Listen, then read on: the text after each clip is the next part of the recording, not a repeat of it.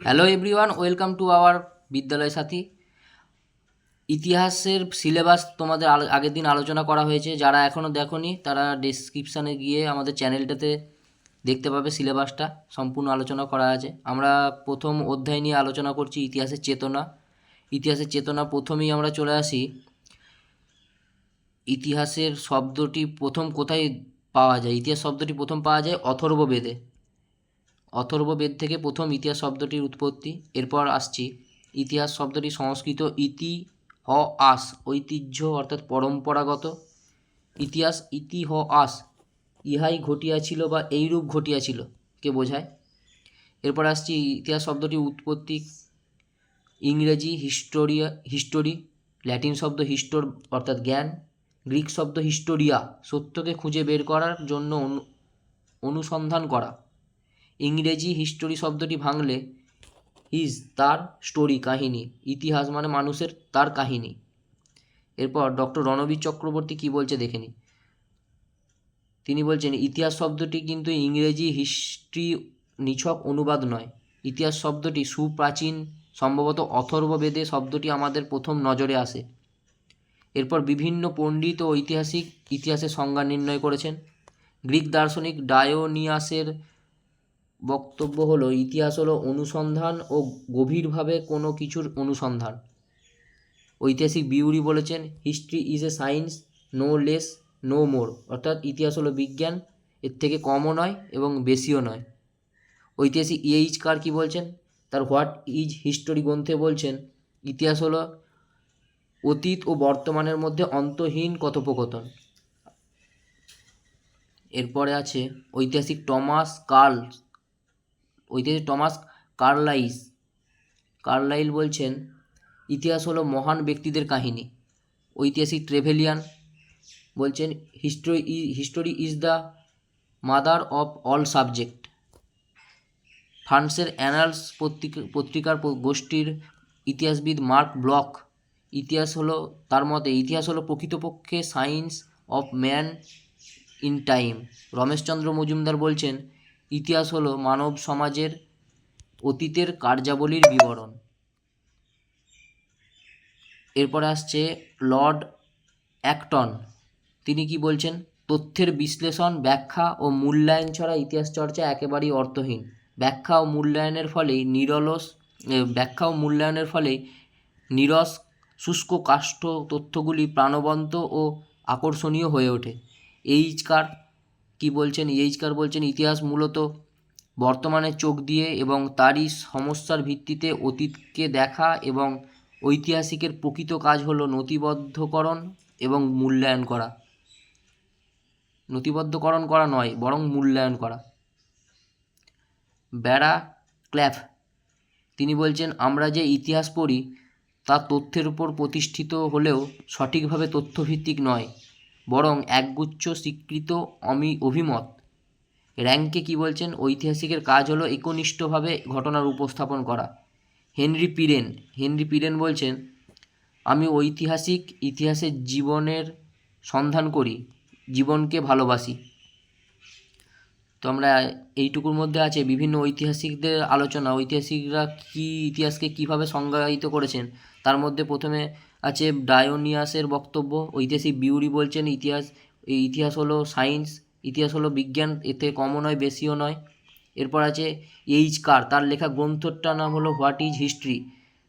এরপর তিনি কি বলছেন ইতিহাস হলো বর্তমান ও অতীতের অন্তহীন সংলাপই হলো ইতিহাস। তারপরে টমাস কার্লাইল, ট্র্যাভেলিয়ান, অ্যানাল গোষ্ঠীর ঐতিহাসিক মার্ক ব্লক। তারপর আসছে রমেশচন্দ্র মজুমদারের বক্তব্য। এরপরে র্যাঙ্কে হেনরি পিরেন, বিভিন্ন ঐতিহাসিকের বক্তব্য আলোচনা করা হলো। এরপর আসে ইতিহাসে বিভিন্ন জনকের নাম। মার্কাস টুলিয়াস সিসেরো প্রথম হেরোডোটাসকে ইতিহাসের জনক বলে অভিহিত করেছেন। ইতিহাসের জনক তাহলে কাকে বলা হচ্ছে? হেরোডোটাস। বৈজ্ঞানিক ইতিহাস চর্চার জনক বলা হয় কাকে? থুকিডিডিসকে বলা হয় বৈজ্ঞানিক ইতিহাস চর্চার জনক। ইবন খালদুনকে বলা হয় আধুনিক ইতিহাস চর্চার জনক। ইবন খালদুনকে তাহলে কি বলা হচ্ছে? আধুনিক ইতিহাস চর্চার জনক। হেরোডোটাসকে বলা হচ্ছে ইতিহাসের জনক। এরপর বৈজ্ঞানিক ইতিহাস চর্চার জনক কাকে বলা হয়? থুকিডিডিস। আর যদি বলা হয় আধুনিক ইতিহাস চর্চার জনক, তাহলে বলা হবে ইবন খালদুন। এরপর আসছি, জার্মান ঐতিহাসিক লিওপোল্ড ভন র্যাঙ্কেকে বলা হয় আধুনিক ও বিজ্ঞানসম্মত ইতিহাস চর্চার জনক। আধুনিক এবং বিজ্ঞানসম্মত ইতিহাস চর্চার জনক কাকে বলা হয়? লিওপোল্ড ভন র্যাঙ্কে। চীন দেশীয় ইতিহাসের জনক ছিলেন সি মা কিয়েন, চীন দেশীয় ইতিহাসের জনক। এরপর আমরা এই প্রথম অধ্যায় থেকে কী ধরনের কোশ্চেন আসে সেইটা নিয়ে একটু আলোচনা করি। প্রথম অধ্যায়ের এমসিকিউ টাইপ কোশ্চেন, ইতিহাস হলো অতীতের বিজ্ঞানসম্মত আলোচনা। তারপরে আসছি, ইতিহাস শব্দটির অর্থ কী? মানব সভ্যতার বিবর্তনের কাহিনী।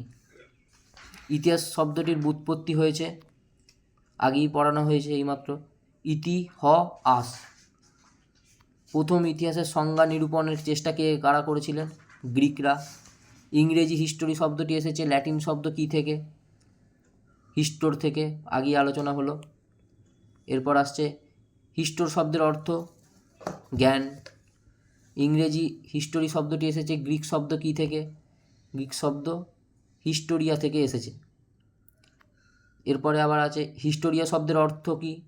হিস্টোরিয়া শব্দের অর্থ হলো সত্যকে বের করার জন্য অনুসন্ধান করা। তারপরে কি আসছে, হিস্টোরি শব্দটির উৎপত্তি হয়েছে কোন জার্মান শব্দ থেকে? হিস্টোরি শব্দটির উৎপত্তি হয়েছে জার্মান শব্দ কোন শব্দ থেকে? এটা উত্তর হচ্ছে গেসিক্ট্রা। এরপরে আসছি, ইতিহাসের জনক কাকে বলা হয়? এইমাত্র বলেছি, হেরোডোটাসকে বলা হয় ইতিহাসের জনক। এরপরে আসছে, হেরোডোটাসকে ইতিহাসের জনক কে বলেছেন? কে বলেছেন? এখানে উত্তর হবে সিসেরো। এরপরে আসি, আধুনিক ইতিহাসের তত্ত্বের জনক কাকে বলা হয়? আধুনিক ইতিহাস তত্ত্বের জনক বলা হয়, উত্তর হচ্ছে কল হন। এরপর আসছে, চীন দেশীয় ইতিহাসের জনক সি মা কিয়েন। এরপরে আসি, ইতিহাস শব্দটি প্রথম উল্লেখ কোথায় পাওয়া যায়? প্রথমেই শুরুতেই বলেছি কোথায় উল্লেখ পাওয়া যায়, অথর্ববেদে।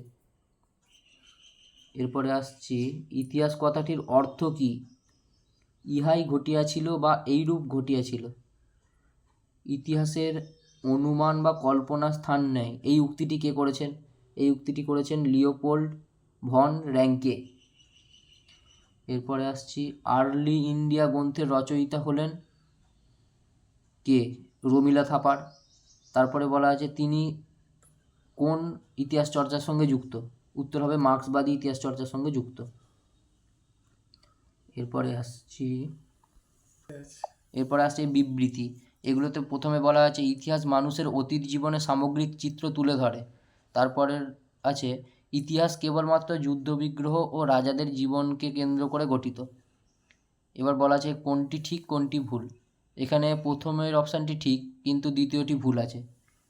ইতিহাস কি শুধুমাত্র যুদ্ধবিগ্রহ বা রাজাদের জীবন কি তুলে ধরে? অন্যান্য বিভিন্ন ঘটনাও তুলে ধরে। এরপরে আসছি, এই যে ব্যাখ্যা, এর ব্যাখ্যাতে আছে ইতিহাস মানুষের সামগ্রিক সামাজিক, রাজনৈতিক, অর্থনৈতিক, সাংস্কৃতিক জীবনে চিত্র উপস্থাপন করে। অতীতের কেবল রাজা বা যুদ্ধের ইতিহাস নয়, সাধারণ মানুষের জীবনযাপন, বিশ্বাস, উৎপাদন পদ্ধতি প্রভৃতিও ইতিহাসের অন্তর্ভুক্ত। পরের বিবৃতিতে আসছে ইতিহাস একটি বিজ্ঞান ও শিল্প উভয়। তারপরে লেখা আছে ইতিহাস গবেষণার তথ্য সংগ্রহ, বিশ্লেষণ ও ব্যাখ্যার মাধ্যমে একটি গঠনমূলক উপস্থাপন প্রয়োজন। এটা উত্তর কি হবে? এর উত্তর আছে এ এবং আর উভয়ই সঠিক, এবং আর এর যথার্থ ব্যাখ্যাটা কি বলা আছে? ইতিহাস একটি বিজ্ঞান কারণ এটি তথ্য প্রমাণের ওপর নির্ভর করে। আবার এটি শিল্প কারণ ঐতিহাসিক ঘটনাবলী ব্যাখ্যা উপস্থাপনার জন্য সৃজনশীলতা, ভাষার দক্ষতা প্রয়োজন হয়। তথ্য বিশ্লেষণ ও ব্যাখ্যার ভিত্তিতে ইতিহাস রচনার জন্য গবেষণামূলক দৃষ্টিভঙ্গি অপরিহার্য। এরপরে আসছি matching. Column A column B এর মধ্যে প্রথমে আছে ইতিহাস, বি আছে ঐতিহাসিক উৎস, ইতিহাস চর্চা, কালানুক্রম। কোনটির সঙ্গে কোনটি সম্পর্কিত? ইতিহাসের সাথে অতীতের ঘটনা বিশ্লেষণ করে বর্তমানকে বোঝা। বি হচ্ছে ঐতিহাসিক উৎস, নথি, শিলালিপি, শিলালেখ, নান্দনিক সামগ্রী ইত্যাদি থেকে পাওয়া যায়। ইতিহাস চর্চা গবেষণামূলক ও বিশ্লেষণমূলক পদ্ধতি। কালানুক্রম মানে ইতিহাসের কাল, ঘটনাবলী, ধারাবাহিক সময় বিন্যাস। এরপরে আসছি বিবৃতির মধ্যে সম্পর্ক নির্ণয়। ইতিহাস হলো মানব সমাজের অতীত জীবনের বিজ্ঞানসম্মত অধ্যয়ন। ইতিহাস রচনার সময় তথ্য সংগ্রহ, বিশ্লেষণ, ব্যাখ্যা, নিরপেক্ষতা বজায় রাখা আবশ্যক।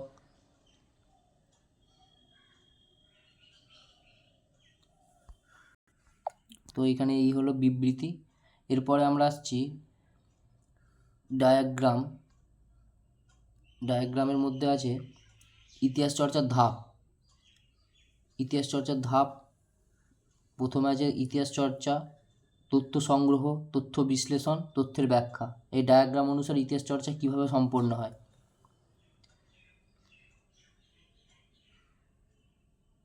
কেবল তথ্য সংগ্রহ করলে ইতিহাস লেখা যায়? ইতিহাস চর্চা একক ধাপে হয়, পর্যায়ক্রমে নয়।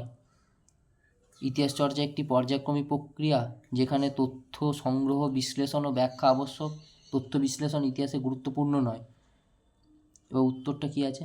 ইতিহাস চর্চা একটি পর্যায়ক্রমিক প্রক্রিয়া যেখানে তথ্য সংগ্রহ, বিশ্লেষণ ও ব্যাখ্যা আবশ্যক।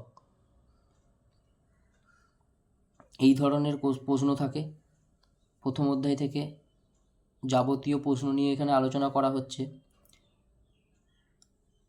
আর এই প্রশ্নের পিডিএফ পেতে আমাদের ডেসক্রিপশানে দেওয়া হোয়াটসঅ্যাপ লিঙ্কে জয়েন হয়ে যাও। সম্পূর্ণ ফ্রিতে এগুলি তোমাদের দেওয়া হচ্ছে। এরপরে আসছি নিচের বাক্যগুলিকে সঠিক ক্রমে সাজানো। বাক্যগুলিকে সঠিক ক্রমে সাজানো হচ্ছে তথ্যের ভিত্তিতে অতীতের ঘটনাগুলি ব্যাখ্যা প্রদান ইতিহাসের মূল উদ্দেশ্য। ইতিহাস চর্চা শুরু হয় তথ্য সংগ্রহ দিয়ে, তারপর সেই তথ্য বিশ্লেষণ করা হয়, অবশেষে সেই বিশ্লেষণের ভিত্তিতে উপসংহার টানা হয়। এবার উত্তরটা কী আছে?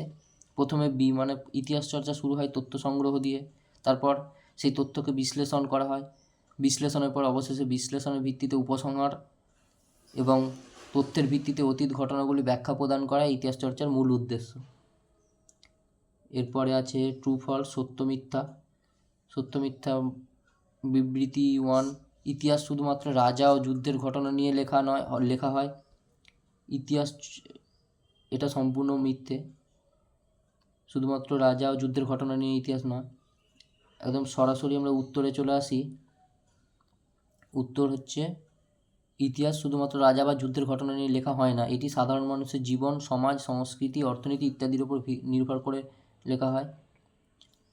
তারপর ইতিহাস চর্চার মাধ্যমে সামরিক ঘটনাগুলির পাশাপাশি সমাজের রাজনৈতিক, সামাজিক ও সাংস্কৃতিক ঘটনাও জানা যায়।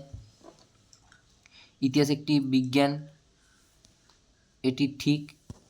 ইতিহাস একটি বিজ্ঞান এবং এটি তথ্য সংগ্রহ, বিশ্লেষণ ও ব্যাখ্যার মাধ্যমে রচিত হয়। এর পরেরটা আছে ইতিহাসের উৎস শুধুমাত্র মৌখিক নয়, এর মধ্যে শিলালিপি, দলিল, নথি, সাহিত্য ইত্যাদিও উৎস রয়েছে। এখানে বলা ছিল বিবৃতিতে ইতিহাসের উৎস শুধুমাত্র মৌখিক ঐতিহ্য, এটি ভুল। তার বিপক্ষে যে ব্যাখ্যা দেওয়া আছে ইতিহাসের উৎস শুধুমাত্র মৌখিক নয়, এর শিলালিপি, দলিল, নথি, সাহিত্য ইত্যাদির এর উৎস রয়েছে। এরপরে আসছি